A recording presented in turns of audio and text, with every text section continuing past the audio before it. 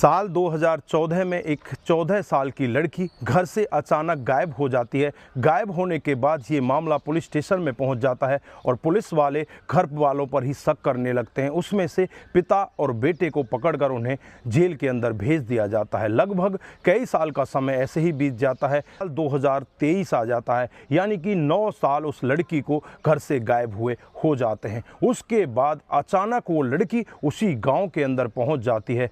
जब गांव के लोग उस लड़की को देखते हैं तो देखते ही एकदम से डरने लगते हैं, भागने लगते हैं। सभी गांव के लोग एक जगह इकट्ठा हो जाते हैं। सभी आपस में कानाफूसी करने लगते हैं कि ये तो वही लड़की है जो 9 साल पहले यहाँ से गायब हुई थी। गांव के लोगों का एक बार तो मानना होता है कि कहीं ऐसा तो नहीं उस लड़की का कोई भूत हो या हमशक्ल हो। लेकिन जब उस लड़की से बातचीत की जाती है, उस लड़की के बैकग्राउंड के बारे में जाना जाता है कि तू कहाँ थी, यहाँ कैसे पहुँची, जब पूरा मामला लोगों के सामने आता है तो पुलिस पर भी कई तरह के सवाल उठने लगते हैं। और जो लोग जेल में थे उनको भी लोग बाग ऐसे कहने लगते हैं कि इन लोगों को जेल के अंदर क्यों भेजा गया था। दोस्तों, अगर आप भी पूरा मामला सुनेंगे तो एक बार के लिए आपके भी पैरों तले जमीन खिसक सकती है। आप भी सोचने के लिए मजबूर हो सकते हैं कि ऐसा भी किसी के साथ हो सकता है। तो आइए दोस्तों, जानते हैं पूरा मामला क्या था। नमस्कार, जय हिंद। आप देख रहे हैं APH न्यूज़ राहुल रावत के साथ। तो दोस्तों,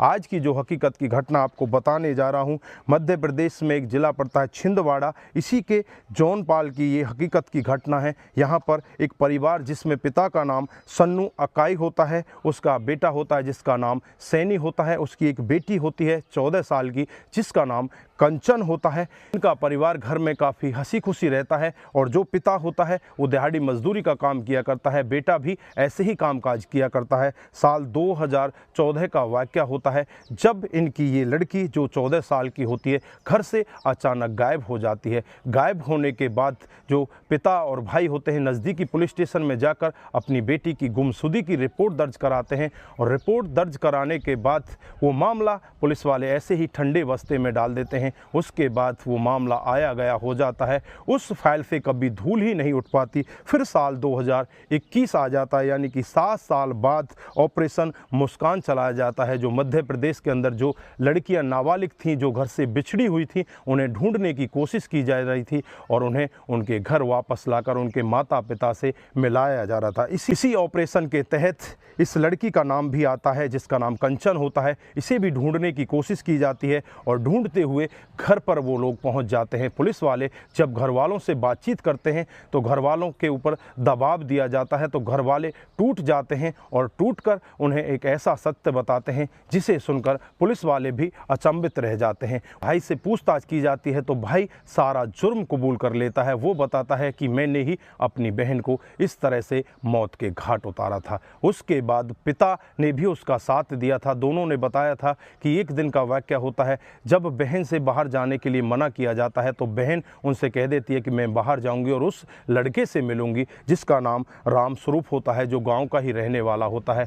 भाई और पिता उससे बार बार मना करते हैं। एक दिन अकेला भाई अपने घर पर बैठा होता है जब अपनी बहन से इस सब के बारे में मना कर रहा होता है, लेकिन बहन मानती ही नहीं। उसके बाद भाई उसके ऊपर एक डंडे से वार करता है, जो डंडा उसके सर पर इतनी तेजी के साथ लगता है, खून बहने लगता है और खून बहने की वजह से ही वो ज़मीन पर गिर जाती है और वहीं पर तड़प तड़प कर उसकी मौत हो जाती है। उसके बाद ये लड़का अपने पिता को सारा वाक़या बताता है। पिता को बताने के बाद पिता और बेटा इस लड़की को एक कपड़े में लपेटकर उसे एक आम के पेड़ के नीचे जंगल में जाकर दफना देते हैं और वहाँ से चुपचाप वापस आ जाते हैं। उसके बाद जब 2021 में उस जगह को खोदा जाता है तो वहाँ से 206 हड्डियों की जगह 211 हड्डियाँ मिलती हैं। उन 211 हड्डियों को देखकर पुलिस भी एक बार अचंभित होती है, लेकिन वहाँ पर कुछ चूड़ियाँ मिलती हैं जिन चूड़ियों को माँ पहचान लेती है और पहचानने के बाद इस पिता और बेटे को दोनों को जेल में भेज दिया जाता है। उसके बाद जनवरी 2023 में पिता बेल पर बाहर आ जाता है। मार्च 2023 का लास्ट सप्ताह चल रहा होता है। लड़की कंचन नाम की अपने गांव के अंदर प्रवेश करती है। आज उसकी उम्र 23 साल हो चुकी थी, यानी कि 9 साल पहले वो गांव को छोड़कर गई थी और 9 साल के बाद वो दोबारा गांव के अंदर आती है। तो गांव के लोग उसे देखकर भागने लगते हैं और भागते हुए एक जगह इकट्ठा हो जाते हैं। कई लोग तो डरने लगते हैं, कहते हैं कि ये लड़की भूत बनकर यहाँ पर आई है, अपना बदला लेने के लिए आई है। और जब वो लड़की वहाँ पर पहुँचती है, पहुँचने के बाद जब गाँव वाले उसे बिठाते हैं और उससे पूछताछ करते हैं तो एक ऐसा सत्य वहाँ पर दिखाई देता है जिसे सुनकर हर कोई परेशान हो जाता है, हर कोई सोचने के लिए मजबूर हो जाता है। वो लड़की बताती है कि साहब, साल 2014 में ही जिस लड़के से मैं प्यार करती थी, मैं उसी के साथ यहाँ से फरार हो जाती हूँ और अगर मालवा क्षेत्र में जाकर रहने लगती हूँ, मैं अपना नाम भी बदल लेती हूँ। मेरा नाम आज कृष्णा है और आज मेरे 2 बच्चे भी हैं। साल 2023 में ही गांव का एक व्यक्ति मुझे वहाँ पर मिलता है और वो हमारे घर परिवार के बारे में सारा कुछ बताता है। वो कहता है कि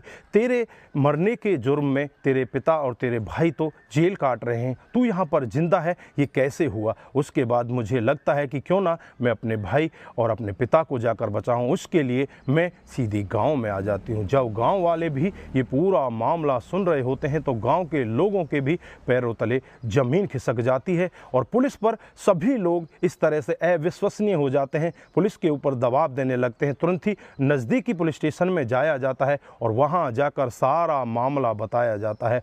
पुलिस दावा करती है कि जल्द ही इस केस का खुलासा होगा। ये तो भविष्य के गर्भ में छुपा हुआ है कि होने वाला क्या है, किस व्यक्ति ने, किस पुलिस ऑफिसर ने अपने स्टार बढ़ाने के लिए इन लोगों के ऊपर दबाव दिया, जिस वजह से इन्होंने अपना जुर्म कबूल कर लिया, जिससे ये आज जेल के अंदर अपनी सज़ा काट रहे हैं। दोस्तों, यहाँ पर और भी सवाल उठ रहे हैं कि अगर ये लड़की वहाँ पर नहीं थी तो वहाँ पर मरने वाला कौन था। वो 206 हड्डियों की जगह 213 हड्डियाँ किसकी थीं। इस सब के ऊपर भी पुलिस के ऊपर सवालियाँ उठ रहे हैं, पुलिस के ऊपर तरह तरह के सवाल उठाए जा रहे हैं। दोस्तों, ये तो आगे भविष्य के गर्भ में छुपा हुआ है कि आगे होने वाला क्या है, लेकिन इस कहानी को सुनने के बाद पुलिस पर सवाल उठने तो लाजमी है कि पुलिस ने अपना काम किस तरह से किया। और ये लड़का उस लड़की के गाँव जहाँ पर वो रह रही थी वहाँ पर नहीं पहुँचता तो शायद इस केस का उजागर भी नहीं हो पाता। तो दोस्तों, इस घटना पर आप क्या बोलना चाहते हैं, आपकी जो भी राय है एक बार कमेंट बॉक्स में जरूर दीजिएगा। दोस्तों, इस घटनाक्रम को सुनाने का उद्देश्य किसी को बरगलाना, किसी को बहकाना, किसी पर किसी प्रकार का दबाव बनाना नहीं है। हमारा उद्देश्य बस यही है कि आप लोग जागरूक हों और ऐसे क्राइम के बारे में जाने जो डे बाय डे हमारे समाज में बढ़ते जा रहे हैं। दोस्तों, आज के लिए बस इतना ही, फिर मिलते हैं किसी नए मूड के साथ। तब तक के लिए आप अपना ख्याल रखें, अपने परिवार का ख्याल रखें, सतर्क रहें, सावधान रहें और ऐसे क्राइम को अपने आसपास ना होने दें। नमस्कार, जय हिंद,